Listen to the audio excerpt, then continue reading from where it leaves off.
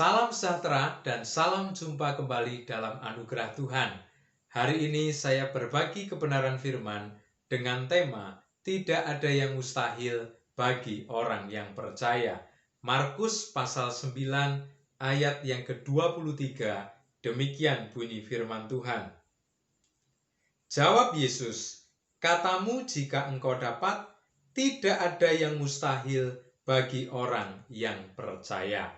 Saudara, kalau kita perhatikan mulai ayat pertama sampai dengan ayat yang terakhir dari perikop ini, maka kita akan temukan dua kelompok orang yang gagal. Kelompok yang pertama adalah orang tua, ayah dari seorang anak yang dirasuk setan sejak kecil. Orang tua ini sudah berusaha untuk mengobati anaknya. Dia sudah melakukan segala macam cara. Dia sudah datang kepada siapapun, tetapi anaknya tidak bisa tertolong. Kelompok yang kedua adalah murid-murid Tuhan Yesus. Orang tua ini sebelum ketemu Yesus, dia ketemu dengan murid-murid. Tetapi ternyata murid-murid tidak mampu mengatasi persoalan anak ini karena dia tetap dirasuk setan. Nah, saudara, mengapa dua kelompok orang ini gagal? Karena persoalannya ada pada iman. Persoalannya ada pada percaya.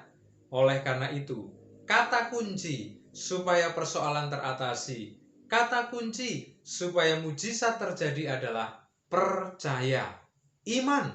Dan berdasarkan perikop ini, kita akan memperoleh dua pengertian iman yang dimaksud supaya mujizat itu bisa terwujud dalam kehidupan kita.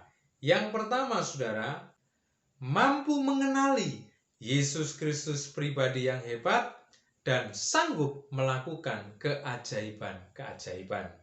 Jadi, ini semuanya ada pada kemampuan kita melihat siapa Yesus, mengenali siapa Yesus. Dia adalah pribadi yang hebat, pribadi yang berkuasa. Di dalam dan olehnya, mujizat keajaiban bisa terjadi. Kalau kita membaca secara utuh cerita itu, bapak dari anak yang kerasukan setan sempat ragu kepada Tuhan Yesus. Dia berkata, jika engkau dapat, lakukan sesuatu untuk anak ini. Saudara, perkataan itu menunjukkan bapak ini ragu kepada Yesus. Dia belum bisa mengenali Yesus secara baik. Mungkin selama ini dia cuma dengar dari tetangga, dengar dari kenalan-kenalan. Mungkin dia datang karena didorong oleh orang-orang untuk berjumpa dengan Yesus dan mendapatkan pertolongan dari Yesus. Tetapi ketika dia datang dan berjumpa dengan kelompok murid, lalu kelompok murid itu gagal, membuat imannya semakin turun, membuat imannya semakin lemah. Bahkan ketika berjumpa dengan Yesus, dia menganggap Yesus sama dengan murid-murid.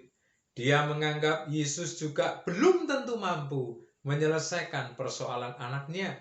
Jadi saudara, percaya yang dimaksud supaya mujizat terjadi adalah mampu melihat, mampu mengenali Yesus sebagai pribadi yang hebat, yang mampu mengerjakan mujizat keajaiban.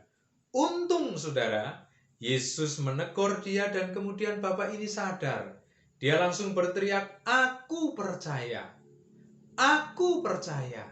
Nah saudara yang terkasih dalam Tuhan, proses dari kurang percaya menjadi percaya terjadi seketika itu juga. Dan kemudian Yesus melakukan mujizat karena memang percaya kepada Yesus tidak pernah rugi. Percaya kepada Yesus menghasilkan keajaiban mujizat yang dapat kita alami. Anak itu sembuh, anak itu bebas, bahkan permanen. Setan tidak kembali merasuk anak tersebut. Yang kedua, saudara, pengertian dari percaya yang menghasilkan mujizat adalah mampu melihat bahwa persoalan seberat apapun pasti ada jalan keluar. Terkadang kita semua melihat secara mata, secara panca indera, secara empirik, kita selalu berkata bahwa masalah ini tidak mungkin teratasi.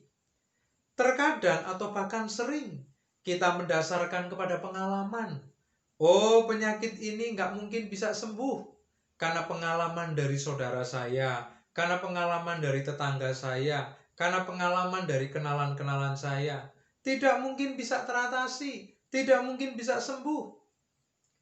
Bahkan juga mendasarkan kepada pengalaman sendiri.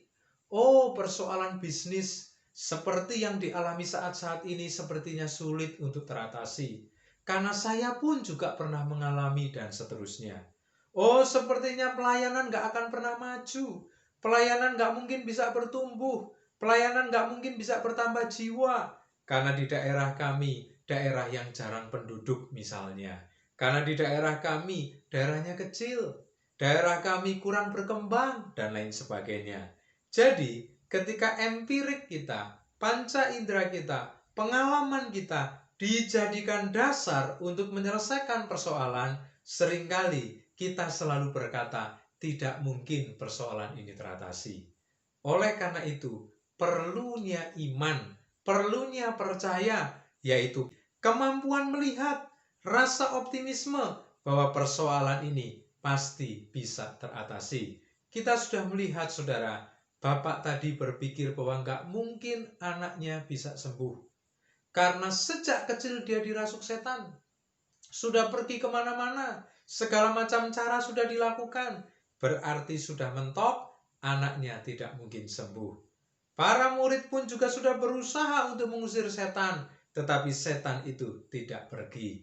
Jadi saudara, empirik dan pengalaman, lalu kemudian masuk kepada logika, membuat kita menyimpulkan bahwa masalah tidak mungkin teratasi. Oleh karena itu perlu lompatan iman, perlu lompatan percaya yang mengatasi empirik, pengalaman, dan logika, yaitu kemampuan melihat, rasa optimisme yang tinggi bahwa masalah seberat apapun pasti dapat teratasi di dalam Yesus. Demikian yang dapat saya sampaikan. Biarlah dua pengertian dari percaya ini setelah kita pahami, kita mau praktekkan sehingga hidup kita dihiasi dengan mujizat dan keajaiban. Sampai jumpa, Tuhan Yesus memberkati kita semua.